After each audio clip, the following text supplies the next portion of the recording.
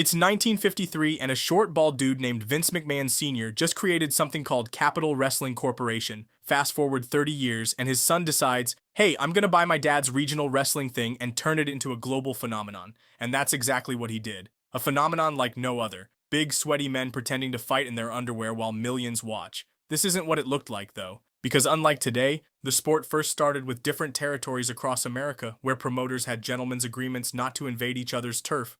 Then one day, Vince Jr. said, screw your agreements, and went national by signing everyone else's top stars and putting the other promoters out of business. Vince needed a hero to lead his global takeover and found it in a balding X-Bar bouncer with 24-inch pythons. Hulk Hogan became the face of the golden era with his vitamins, prayers, and suspiciously large muscles that totally weren't from steroids.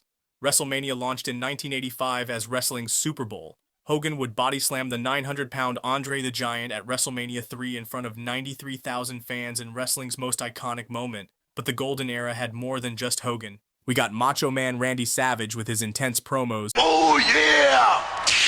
Ultimate Warrior running to the ring like he forgot to turn off his stove, and $1 Million Man Ted DiBiase showing us what a perfect rich jerk looks like. Everything was going great until a pesky steroid scandal hit in the early 90s and Hulk Hogan suddenly needed to pursue his amazing acting career. Welcome to the new generation era, where WWF needed new stars fast. Enter Bret the Hitman Hart and Shawn Michaels, two smaller guys who could actually wrestle instead of just flexing and pointing. These technical wizards led WWF through its darkest period, while WCW, backed by Ted Turner's money, started eating WWF's lunch. Raw launched in 1993 as a weekly TV show that would somehow go on to air for 30-plus years without a break. Meanwhile, Shawn and Bret's real-life hatred created the infamous Montreal Screwjob, where Vince double-crossed Bret before he left for WCW. With ratings plummeting and WCW crushing them every Monday night, WWF needed to try something new, something with attitude. On December 15, 1997, Vince McMahon appeared on Raw and basically said, screw saying your prayers and taking your vitamins, we're gonna get edgy as hell. The Attitude Era had begun and it would make wrestling the coolest thing on the planet. The catalyst for this change was Stone Cold Steve Austin, a bald-headed beer-drinking middle-finger machine. After his Austin 3:16 speech, Austin became the biggest star in wrestling history. Austin 3:16 says I just whipped your... His entire character was show up, drink beer, and beat up your boss. Austin's feud with Vince McMahon, who played the evil rich boss, became wrestling's greatest storyline ever. Austin would drive beer trucks, cement trucks, and monster trucks into arenas while Vince made this ridiculous, terrified face that looked like he was passing a kidney stone. When Austin faced Shawn Michaels at WrestleMania 14 with Mike Tyson as referee, WWF finally started winning the war against WCW. But Austin wasn't alone. The wrestling gods blessed us with The Rock at the exact same time. After failing as a smiling babyface nobody liked, The Rock transformed into the most electrifying trash talker in entertainment history. His catchphrases became part of daily life with millions watching him Lay the smackdown while raising the people's eyebrow. Meanwhile, Mankind, aka Mick Foley, sacrificed his body for the love of the game by letting The Undertaker throw him off and through a 16-foot steel cage as Jim Ross lost his mind on commentary. He is broken in half! D-Generation X pushed boundaries by telling everyone Suck it! while tag teams like the Hardy Boys, Edge and Christian, and the Dudley Boys revolutionized wrestling by jumping off absurdly high things through tables. Kane set people on fire, Undertaker and his Ministry of Darkness crucified people on a regular basis, and the Divas made Jerry Lawler go unhinged on commentary, while Vince made them do questionable things. The content became so edgy that parents were horrified while teen boys thought it was the greatest thing ever. Raw regularly beat popular sitcoms in the ratings with over 8 million viewers, and WWF merchandise was everywhere. Stone Cold's What? And The Rock's It doesn't matter what you think! Infiltrated schoolyards across America, and wrestling was genuinely cool. WrestleMania 17 marked the peak of the Attitude Era when The Rock faced Stone Cold in the main event. Austin shocked the world by joining forces with McMahon, which happened just weeks after WWF bought WCW and officially won the Monday Night Wars. World Wrestling Federation was now undisputed as wrestling's top company, but success brought changes. Sponsors wanted cleaner content, and injuries forced Austin to reduce his schedule while The Rock started becoming the Tooth Fairy in Hollywood. When WWF became WWE in 2002 after losing a lawsuit to the World Wildlife Fund, it symbolically marked the end of wrestling's coolest period. With The Rock and Stone Cold's exit, WWE needed new stars fast. Vince McMahon announced on June 24, 2002 that he wanted Ruthless Aggression from his wrestlers. One rookie took that challenge seriously. a military-looking guy named John Cena, who would later transform into a jorts-wearing Superman and rule WWE for the next decade. But before Cena became the face of the company, another newcomer exploded onto the scene.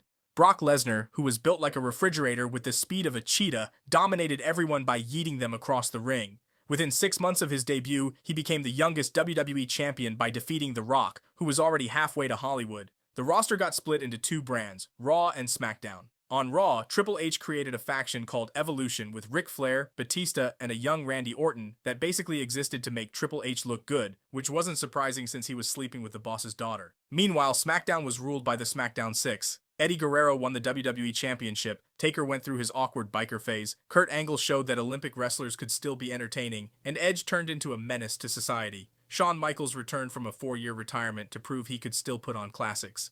WWE tried to reboot ECW as a third brand but failed miserably, while stars like Cena, Edge, Batista, and Randy Orton became regulars on the main event scene. As 2008 approached, WWE faced pressure from sponsors about its content. While not as edgy as Austin giving everyone the finger, the Ruthless Aggression period still featured blood, violence, and storylines that would make HR departments have collective aneurysms. WWE was about to make a major shift that would make older fans start complaining online about how wrestling used to be better in their day. In mid-2008, WWE shifted to a family-friendly PG rating. Gone was the blood, gone was the beer, gone was anything remotely interesting to anyone over 12 years old. John Cena became the definitive face of this period with his rainbow-colored Never Give Up merch aimed at children and their parents' credit cards. Randy Orton was his biggest nemesis, who also made it his life's mission to ruin the McMahon family's lives. Vince failed miserably at turning Alberto Del Rio into the next Eddie Guerrero. Edge had to retire due to a career-threatening neck injury. The Nexus showed potential but quickly faced the wrath of Super Cena, with their leader being sent straight to commentary. Cena dominated WWE's main event scene, leading to what bitter internet fans called the Super Cena era, where he overcame every obstacle while smiling like a goofball. But in the summer of 2011, everything changed when CM Punk grabbed a microphone and delivered his infamous pipe bomb promo. For 5 glorious minutes, wrestling felt real again, and briefly brought back the unpredictable feeling fans had been missing since 2001.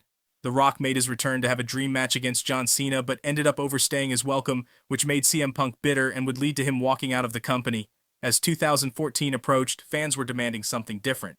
They refused to accept WWE's chosen heroes and instead started chanting for Daniel Bryan, a bearded midget indie darling who was never supposed to be the top guy. Triple H acknowledged this shift on Raw, dubbing it the reality era.